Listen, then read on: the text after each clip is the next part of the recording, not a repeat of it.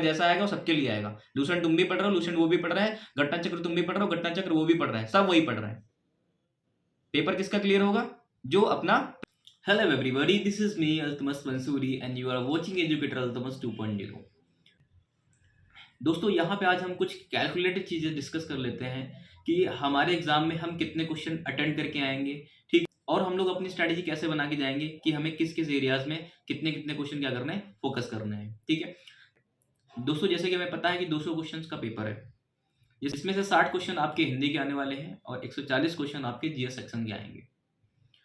अब दोस्तों, हिंदी का जो लेवल है या फिर हिंदी में जितना सब लोग स्कोर करते हैं अमूमन, ठीक है, वो कितना होता है? 55 के बीच में होता है, 55 से 60 के बीच में होता है। 55, कोई 58 भी करके आता है, कोई कि पूरे पूरे हिट करके आता है। ठीक है, और 2 4 5 क्वेश्चन अप एंड डाउन हो सकते हैं। ठीक है, और दोस्तों आपके 55 क्वेश्चन यहाँ से हैं। ठीक है, अब दोस्तों उसके बाद 15 क्वेश्चन ऑलमोस्ट आते हैं रीजनिंग के। तो अगर आप 55 में आप 15 जोड़ेंगे, कितने हो जाएंगे? 70 क्वेश्चन होंगे। सबसे बड़ा मार्क्स हमने कहां पे स्कोर किया? यहां पे स्कोर किया। How many questions? 70 क्वेश्चंस।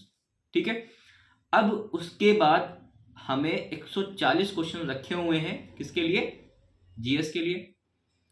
अब हमें ऑलमोस्ट यहां पे इतने ही क्वेश्चन हमें और अटेंड करने हैं। ऑलमोस्ट 60 से 70 क्वेश्चन और अटेंड करने हैं, जितना लास्ट टाइम का जो हम लोगों ने कट ऑफ देखी है। ठीक है, ऑलमोस्ट उसको अगर टच करना है। अब दोस्तों 70 क्वेश्चन अगर अटेंड करने हैं तो हमें पता है कि एक बहुत बड़ा सेक्टर है हिस्ट्री का पोर्शन।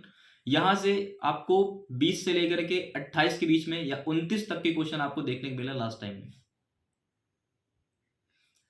तो आपका हिस्ट्री हो गया, और ज्योग्राफी में अगर मैं एग्रीकल्चर और एनवायरनमेंट को एक साथ अगर जोड़ दूं, ठीक है, तो ये भी कितने हो गए? 29 क्वेश्चन हो गए। और ऑलमोस्ट 20 से लेकर के 25 क्वेश्चन के बीच में किसका क्राइटेरिया रहता है? करंट अफेयर का रहता है ना। और पॉलिटी में 9 क्वेश्चन आते हैं, 9 से 10 के बीच में देखा गया लास्ट टाइम से। साइंस में भी 9 से 10 क्वेश्चन के बीच में रहते हैं। दोस्तों इतने सारे टॉपिक्स हैं कि यहां से हम लोग 70 क्वेश्चंस नहीं कर पाएंगे सही? डेफिनेटली कर लेंगे, आराम से कर लेंगे। तो बहुत ज्यादा पैनिक ना होइए, और अब यहां पे दिमाग लगाना चालू कीजिए कि कैसे मुझे 70 से 80 नंबर का खेल करके आना है। समझ रहे हैं दोस्तों? बाकी डिपेंड करेगा पेपर के ऊपर। अगर पेपर सरल आएगा तो फिर ये मान के चलिए सबके लिए फिर सरल है वो। फिर उसमें जो अच्छे क्वेश्चन होंगे उनको जो अटेंड कर लेंगे, फिर अगर पेपर सरल आ जाता ना तो फिर भाई कट ऑफ तो ऊपर जानी है। पेपर कठिन आ जाता तो कट ऑफ डेफिनेटली क्या हो जाएगी? कम हो जाएगी। तो थोड़ा कैलकुलेटेड स्टडी करके जाना है हमें कि हमें कहां कहां पे कितने कितने। अब आप देख लीजिए अपनी तैयारी के अकॉर्डिंग कि आपका कौन कौन सा पोर्शन मजबूत है। जो मजबूत है उसको रिवाइज करके और मजबूत कर दीजिए। और अगर लगता है आपको 5-10 नंबर की कमी पड़ रही है तो सेंसेक्स उठाइए, इंडेक्स देख लीजिए, दिवस वाले क्वेश्चन देख लीजिए, कौन कौन सा दिवस कौन कौन सा सेलिब्रेट किया था, एसडीजी की रिपोर्ट देख लीजिए, सस्टेनेबल डेवलपमेंट गोल जो 17 गोल हैं उनको याद कर लीजिए, वहां क्वेश्चन भी फंसता है। ठीक है, तो फॉरेस्ट रिपोर्ट हो गया। इस तरह से आप 8-10 क्वेश्चन क्या कर लीजिए, बटोर के लाइए इधर उधर से। समझ रहे हो दोस्तों? समझ रहे हैं ना दोस्तों?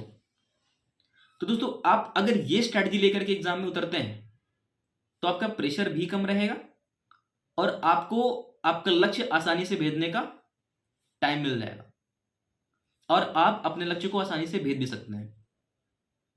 तो दोस्तों इस स्ट्रैटेजी पे काम करके देख लीजिए। ठीक है, और फुलिश चीजें करना बंद कीजिए, पैनिक होना बंद कीजिए, रिवीजन करना स्टार्ट कीजिए। दोस्तों डैम श्योर सिलेक्शन आपका होगा। समझ रहे ना? और ये बातें उनके लिए हैं जो लगातार मेहनत कर रहे थे, उनके लिए नहीं है जो भी परसों से बुक उठाई है। कड़वा है लेकिन सत्य है। सो माय फ्रेंड्स, आप एक बार सेल्फ इवेल्युएशन करके देख लीजिए कि आपका कहां कहां पे कितना स्कोर बनना है, आप कितना सेफ प्ले कर रहे हैं। ठीक है, उसके बाद आप कहां पे कितना अच्छा स्कोर कर सकते हैं, ये देखने की बात है। सो माय फ्रेंड्स, आप अच्छे से अभी भी लगातार अब थोड़ा स्टडी आवर को बढ़ा दीजिए, घूमना फिरना बंद कीजिए, किसी के साथ बैठना उठना बंद कीजिए, ठीक है? चुपचाप सर झुकाए पढ़ते रहिए।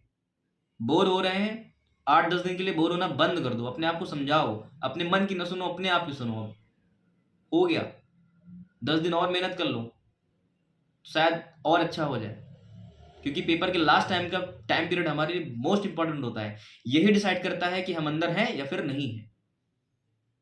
और पेपर के बारे में बिल्कुल मत सोचिए कि पेपर ऐसा आएगा, पेपर वैसा आएगा। पेपर जैसा आएगा वो सबके लिए आएगा। लूसेंट तुम भी पढ़ रहे हो, लूसेंट वो भी पढ़ रहा है, घटना चक्र तुम भी पढ़ रहे हो, घटना चक्र वो भी पढ़ रहा है, सब वही पढ़ रहा है।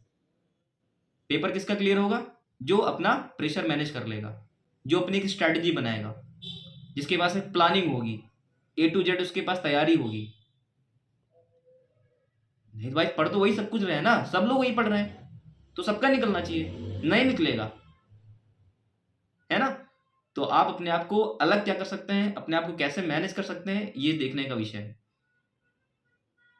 घबराइए नहीं, पैनिक होकर के आप अपना पेपर खराब कर लेंगे। अगर निकलने वाला भी होगा तो हो सकता ना निकले, है ना? तो मस्त कीप काम, शांत होकर के चुपचाप ईश्वर का नाम लेकर के तैयारी करते रहो। दैट्स इट, जो आपके हाथ में है। जल्दी मिलते हैं नेक्स्ट वीडियो में, and thank you so much for watching. और हाँ, अगर आप वीडियो पे नए हैं तो प्लीज चैनल को सब्सक्राइब कर लीजिए। Thank you so much.